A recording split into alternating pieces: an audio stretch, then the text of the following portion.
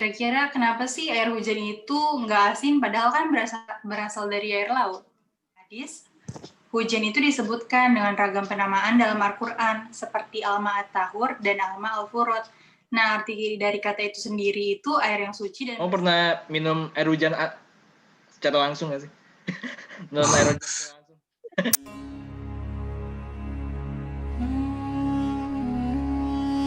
أعوذ بالله من الشيطان الرجيم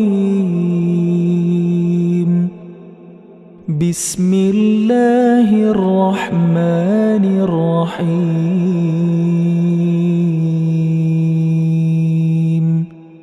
أفرأيتم الماء الذي تشربون أأنتم أنزلتموه من المزن أم نحن المنزلون لو نشاء جعلناه أجاجا فلولا تشكرون صدق الله العظيم.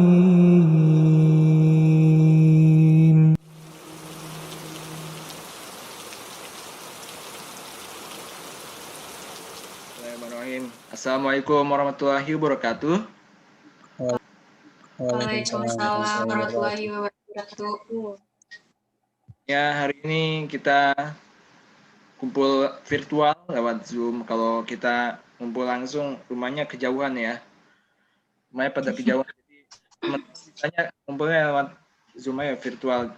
Karena kita pengen ngomongin sesuatu, mau sharing ilmu tentang sesuatu, yaitu tentang air dan juga hubungannya air dengan ayat-ayat Al-Quran gitu. Cukup menarik juga dan juga cukup berat juga sih ya. Ya, insya Allah kita juga saling belajar juga, kita saling sharing. Di antaranya adalah ayat Al-Waqi'ah. Al-Waqi'ah dari ayat 68 sampai 70. Isinya artinya adalah yaitu, maka terangkanlah kepadaku tentang air yang kamu minum. Kamukah yang menurunkannya atau kamikah yang menurunkannya? Kalau kami kehendaki, niscaya kami jadikan dia asin. Maka mengapakah kamu tidak bersyukur? Al-Waqi'ah ayat 68 sampai 70 ya. Di sini bahas tentang air. Kalau di ayat berapa ya? Ayat 68 disebutkan, di antara itu ada kata muzni ya. Itu artinya adalah awan. Jadi diturunkan awan. Maksudnya diturunkan air dari awan. Di ayat Al-Waqi'ah ayat 69. Jadi ini mungkin ada kaitannya nih sama siklus air gitu. Nanti juga bakal dibahas siklus air dan juga air hujan yang rasanya tawar dan juga bila Allah menghendaki bisa jadi asin juga. Ya enggak? Itu. Jadi kita bahas tentang air dulu nih. Asal-usul air ya. Di sini ada teman-teman. Aku tanya dulu ke Syifa dulu ya. Boleh.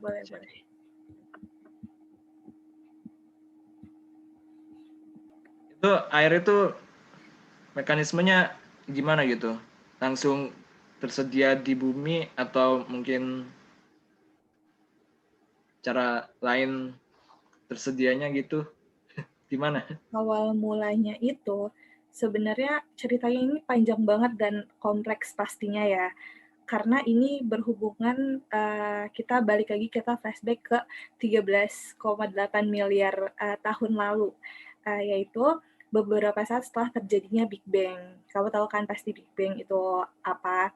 Nah, terus dan yang bagian penting dari cerita ini tuh berpusat pada dua penghuni tata surya yang telah hangat diperdebatkan selama beberapa dekade. Nah, jadi itu awalnya sekitar 3 menit setelah Big Bang, itu temperatur alam semesta itu kan dia terus menurun menjadi 1 miliar Kelvin. Kemudian energi kinetik yang dihasilkan tersebut tidak mampu untuk menahan gaya nuklir kuat antara proton dan neutron yang selanjutnya bergabung menjadi inti-inti atau ringan yang disebut dengan nukleosintesis. Kemudian ada satu ilmu yang istilah mempelajari tata surya alam semesta itu kan namanya kosmologi modern. Nah, prestasi dari kosmologi modern itu dia mampu mendeskripsikan secara matematis dari proses ini gitu, memberikan prediksi akurat untuk kelimpahan kosmik dari inti-inti atom yang paling sederhana hidrogen, lebih sedikit helium, dan hanya beberapa itu litium. Nah, terciptanya hidrogen ini yang berlimpah ini adalah awal dari perjalanan menuju terciptanya molekul air. Molekul-molekul air yang pasti menjadi bagian dari pusaran berdebu yang mengelilingi bintang-bintang itu generasi kedua seperti matahari kita yang baru lahir dan membentuk planet-planet dan objek-objek tata surya lainnya. Peristiwa seperti ini dimulai sekitar 9 miliar tahun setelah Big Bang. Tapi dalam sejarah awal bumi, suhu lingkungan sangat tinggi dan tidak ada atmosfer yang membungkus menyiratkan bahwa air permukaan akan menguap dan melayang kembali ke angkasa. Air yang kita miliki saat ini itu tampaknya haruslah ada lama setelah bumi terbentuk. Jadi pada tata surya kita selama periode sekitar 4 miliar tahun yang lalu, yaitu disebut Late Heavy Bombardment, itu objek-objek besar, asteroid ataupun komet itu menabrak bumi dan planet-planet dalam. Ada kemungkinan nih dari situ bahwa objek-objek tersebut mengandung air dan bahwa tabrakan tersebut itu bisa menciptakan lautan air yang memenuhi bumi. Nah, namun pengukuran jarak jauh dari air yang menguap dari beberapa komet besar yang ada itu mengungkapkan bahwa air es mereka dibuat dari berbagai jenis H2O yang mana mengandung isotop hidrogen yang lebih berat dari H2O bumi, menunjukkan bahwa komet ini tidak bisa menjadi sumber air kita. Demikian juga penelitian yang dilakukan oleh misi Rosetta terhadap komet 67P, yaitu menunjukkan bahwa jenis hidrogen pada airnya berbeda dengan air bumi. Nah, dengan komet besar dicoret dari daftar, astronom mulai bertanya-tanya nih, apakah mungkin petunjuk tentang air bumi terletak di sabuk asteroid, wilayah ratusan ribu asteroid yang mengambil antara planet-planet dalam dan luar tata surya kita ini awalnya diyakini oleh para astronom terlalu dekat dengan matahari untuk menjadi rumah air, namun para astronom menemukan bukti pertama es di asteroid 24 Themis. Nah, kemudian penemuan ini diikuti penemuan-penemuan lainnya dari es asteroid menunjukkan bahwa mungkin ada jauh lebih banyak es di sabuk asteroid daripada yang diperkirakan dan memberikan kemungkinan yang cukup besar bahwa asteroid-asteroid lah yang merupakan asal air di bumi. Tetapi analisis saat ini masih didasarkan pada sampel yang terbatas, yang berarti masih ada kemungkinan bahwa kita belum sampai pada kesimpulan akhir.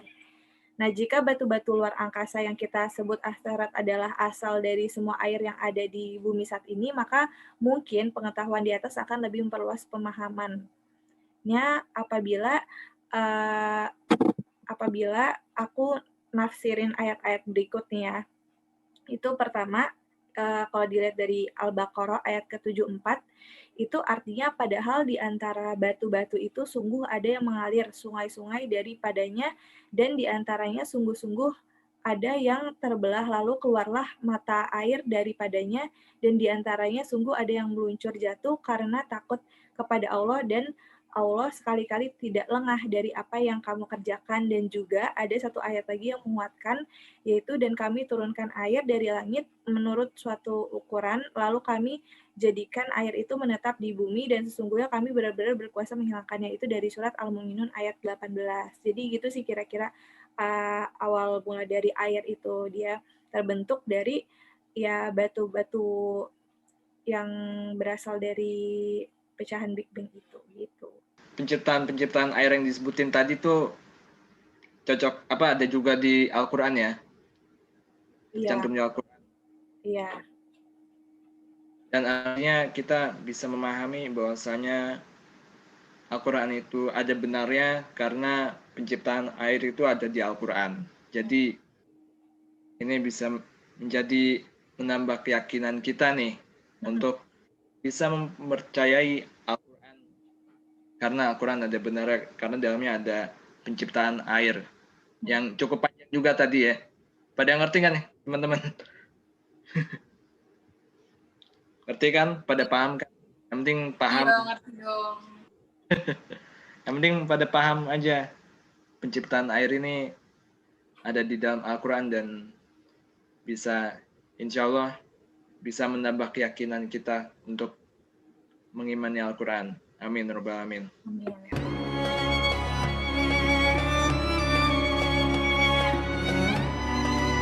Nah, pertama nih, siklus air itu apa sih yang dimaksud dengan siklus air? Siklus air atau bisa disebut juga sama siklus hidrologi adalah sirkulasi air yang tidak pernah berhenti dari atmosfer ke bumi dan kembali lagi ke atmosfer melalui proses kondensasi, presipitasi, evaporasi, dan transpirasi. Pemanasan air laut oleh sinar matahari merupakan kunci proses sirkulasi hidrologi tersebut dapat berjalan secara terus-menerus. Nah, terus setelah pengertiannya, kira-kira bagaimana sih siklus air dalam Al-Quran itu? Dari ayat 68 sampai 69 surat Al-Waqiah yang sekarang kita lagi bahas itu jelas banget kalau misalnya air yang kita minum berasal dari langit. Air tersebut adalah air hujan yang turun melalui pengedaran air. Awalnya tuh air berevaporasi, kemudian jatuh sebagai presipitasi dalam bentuk hujan salju, hujan gerimis, ataupun kabut. Hasil penelitian dari para ilmuwan dengan apa yang difirmankan oleh Allah Subhanahu wa Ta'ala itu sangat sesuai. Nah, kemudian ada berapa tahapan sih proses siklus air?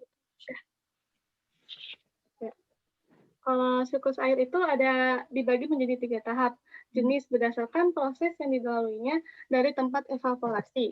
Nah, yang pertama itu ada siklus pendek atau kecil. Kenapa bisa disebut pendek? Karena prosesnya itu cuma sedikit. Yang pertama, proses yang pertama itu air laut menguap menjadi uap gas karena panas matahari, terus jadi proses kondensasi. Dan pembentukan awan yang terakhir yaitu turun hujan di permukaan laut. Yang kedua yaitu siklus sedang. Yang proses pertamanya itu sama kayak siklus pendek, tapi kalau misalnya yang di siklus sedang ini, habis air laut menguap, baru terjadi evaporasi dulu, lalu uapnya bergerak ke darat, kemudian pembentukan awan. Nah, yang siklus pendek itu kan turun hujannya di permukaan air laut, tapi kalau misalnya siklus yang sedang ini turunnya di permukaan darat, kemudian air mengalir di sungai menuju laut kembali. Yang terakhir ada siklus panjang atau besar. Proses yang pertamanya itu air laut menguap, kemudian terjadi proses sublimasi, dilanjutkan dengan pembentukan awan yang mengandung kristal es. Terus awannya itu bergerak oleh tiupan angin ke darat, kemudian turun salju, terakhir pembentukan gletser.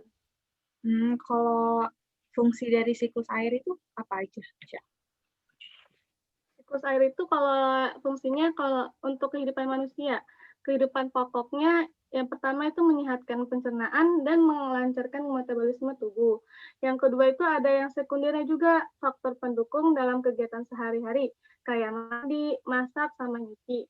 Kalau untuk kesehatan tubuh, kita dapat mengatasi sembelit, mengobati panas dalam, dan meningkatkan suatu sirkulasi darah. Kalau untuk hewan itu, untuk melancarkan aktivitas metabolismenya dan tumbuhan untuk melakukan proses fotosintesis. Dan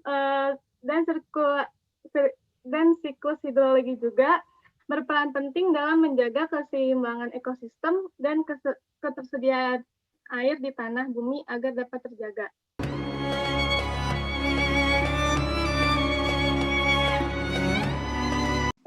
Kira-kira air hujan itu bisa diminum atau enggak ya, Far? Nah, kalian harus tahu nih, ngutip dari ensiklopedia Mukjizat Al-Quran dan Hadis, hujan itu disebutkan dengan ragam penamaan dalam Al-Quran, seperti Alma At-Tahur dan Alma Al-Furat. Nah, arti dari kata itu sendiri itu air yang suci dan bersih. Nah, para ilmuwan itu menjelaskan air hujan adalah tetesan air hasil penyulingan yang dibuat oleh Allah SWT. Selain bisa diminum, ada manfaat lainnya nggak buat tubuh kita? Ada dong, air hujan itu disebut pula dengan istilah Alma Al-Furat. Nah, Alma Al-Furat ini berarti air yang segar dan nikmat untuk diminum. Dalam buku yang sama dijelasin juga tuh ilmuwan tuh telah meneliti air hujan itu dapat memperbarui organ-organ di dalam tubuh daripada air biasa. Gitu deh. Ada nggak ya bukti tentang apa yang kamu sebutin tadi itu? Ada dong pastinya. Nah, faktanya itu ada di surat Al-Anfal ayat ke-11. Nah, bunyinya itu, ingatlah ketika dia menjadikan kamu mengantuk sebagai ketentraman darinya, dan Allah menurunkan hujan dari langit kepada kalian untuk mensucikan kalian dengan hujan itu dan menghilangkan gangguan setan dari kalian. Juga untuk menguatkan hati kalian dan memperteguh telapak kaki kalian. Nah, jadi air hujan itu juga dapat dijadikan sumber energi, dan air hujan itu dapat berpengaruh juga nih terhadap ketahanan dan kekuatan manusia. Tapi kalau sekarang ya lingkungan itu kan tercemar. Ada pengaruhnya nggak sih kira-kira? Nah, iya tuh. Nah, kan kondisi itu tuh ngebuat kualitas air hujan saat ini tuh udah berbeda jauh gitu sama yang dulu. Nah, jika dalam Al-Quran kan ditegasin, air hujan itu tuh sangat bersih. Saat ini tuh akibat pencemaran lingkungan sebelumnya tuh jatuh ke bumi. Air hujan tuh telah menghisap material dan gas sulfur, serta zat tambang lainnya seperti timah, beracun gitu deh. Jadi kira-kira rasa airnya gimana? Nah, saat berproses, air hujan ini bercampur dengan zat kimia kan dan garam yang mengandung material padat. Nah, rasa air hujan pun tuh menjadi nggak terasa nikmat lagi buat diminum. Beda dengan air hujan yang telah diserap dalam air tanah dan menjadi mata air gitu, udah beda rasanya jadinya.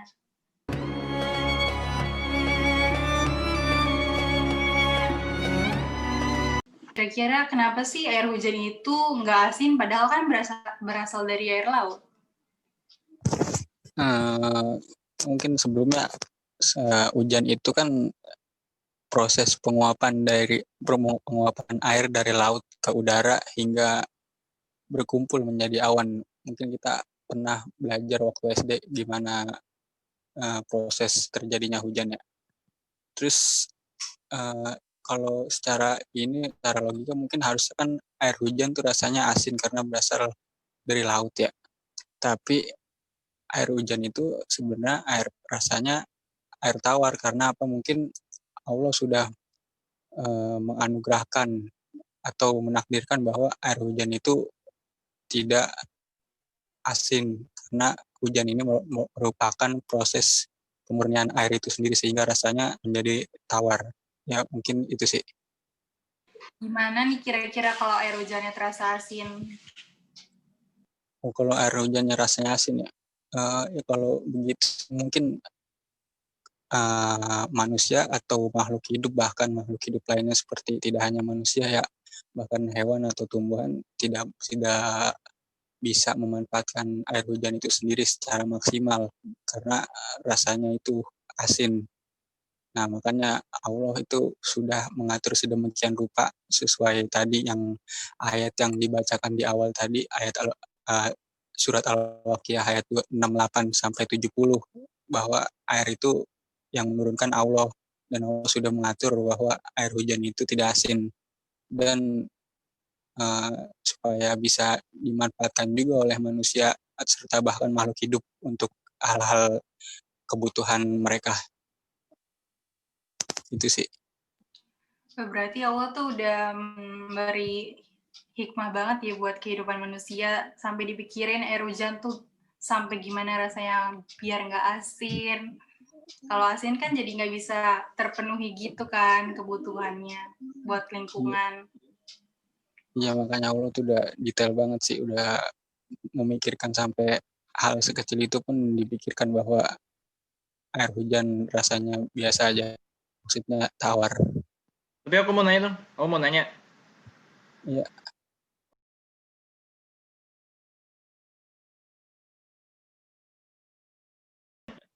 Kalau secara langsung mungkin nggak pernah, mungkin dulu kali ya pas kecil sering main hujan-hujanan, mungkin nggak sengaja keminum gitu kali ya. Oh gitu. Kalau secara langsung mungkin nggak pernah. Tapi sih kalau minum dari air hujan, bukan dari air hujan sih. Air hujan terus jadi banjir, terus banjirnya diambil jadi air minum. Waktu itu awalnya Aqua kayak gitu loh. Awalnya Aqua kayak gitu dulu. Di air banjir terus akhirnya kayaknya ada proses penjernihan gitu, atau pokoknya ada mekanisme tertentu jadi air yang layak minum. Jadi emang air hujan emang bisa jadi manfaat untuk air minum. Dan juga Saya juga dari zaman dulu juga ternyata, dari zaman bangsa Arab. Ada juga sih artikel yang ini, ada juga artikel yang menjelaskan apa hubungannya ayat Al-Waqiah ini sama budaya Arab ini. Budaya Arab itu Apa tuh, Pi? suka minum air hujan. Maksudnya air hujan tuh jadi sumber buat minuman. Gitu. ya, karena juga saya juga pernah baca juga, karena air hujan itu salah satu air yang paling bersih, pernah baca di berita gitu sih. Makanya mungkin jadi kebiasaan orang Arab ya diminum gitu ya.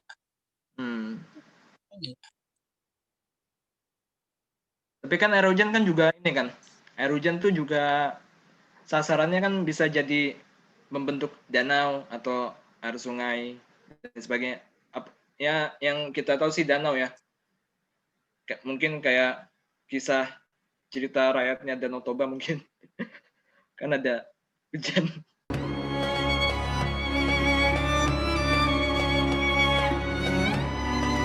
Dan sebagai umat Islam, ada baiknya kita harus bersyukur ya. Bersyukurnya kira-kira seperti apa nih? Menurut kalian gimana? Arti bersyukur. Arti bersyukur mungkin bisa dijadikan ini kali ya, kita coba bersyukur dari apa yang dikasih Allah gitu. Kalau misalkan hujan, kan biasanya takut banjir, takut apa gitu. Tapi kita itu kan bentuk rasa tidak bersyukur juga sebenarnya ya, karena kita udah kemarau panjang, begitu hujan ngeluh banjir itu kan perlu disyukurin juga, walaupun meskipun hal-hal yang kayak gitu juga sih kalau dari saya sih.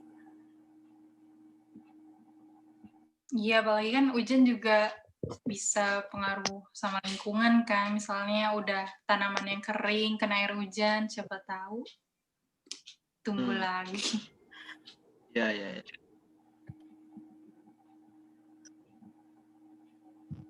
Bahkan hujan juga ada doanya ya.